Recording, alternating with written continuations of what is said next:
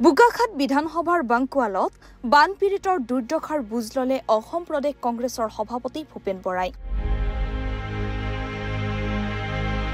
বাংকুৱালত উপস্থিত হৈ অসম চৰকাৰক তীব্ৰ সমালোচনা কৰে ভূপেন বৰাই। মহুৰামুখৰ ১ নং গৰৈমাৰীৰ মাছচাপৰিত দুজন কিশোৰৰ হলিল সমাধি ঘটাত দুখ প্ৰকাশ কৰি দুৰ্যোগ ব্যৱস্থাপনাৰ উদ্ধাৰকাৰী বিভাগ সম্পূৰ্ণ বিফল হোৱা বুলিও সমালোচনা কৰে প্ৰদেশ কংগ্ৰেছৰ সভাপতি ভূপেন বৰাই। এই পৰ্যন্ত কৃষি বিভাগ আৰু জলসম্পদ বিভাগৰ কোনো পৰিকল্পনা যুগুত নকৰা কাৰ্যক ঠিককাৰ দিয়ে ভূপেন বৰাই। বাংকুৱালৰ ১ লাখ কৃষক পৰিয়ালক কিদৰে চৰকাৰে পুনৰ কৃষি কৰ্মত উৎসাহিত কৰিব তাৰ কোনো পৰিকল্পনা নাই চৰকাৰৰ হাতত। কোন দলৰ চৰকাৰ থাকিব সেয়া ৰাইজে নিৰ্ণয় কৰিব।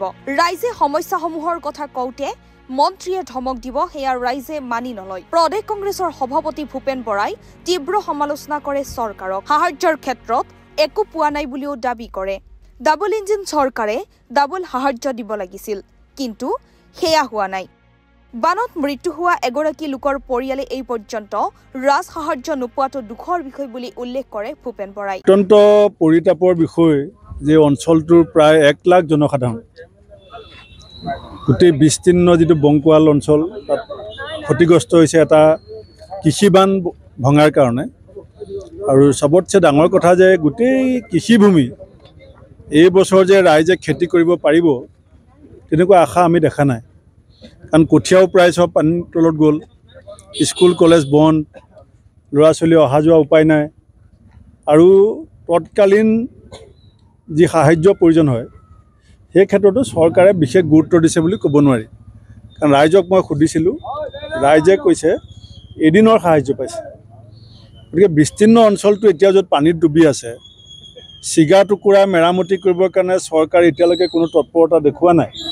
মই চিগা টুকুৰালৈ গৈছিলোঁ, তাত মই যিটো দেখিছোঁ যিহেতু পানীৰ সোঁতটো এতিয়া নাই, এতিয়া যিহেতু নদী পৃষ্ঠটো অলপ বহি যোৱাৰ কাৰণে সোঁতটো কমিছে, ইচ্ছা কৰিলে চৰকাৰে অত্যাধুনিক পদ্ধতিৰে এই চিগা টুকুৰা বন্ধ কৰিব পাৰে।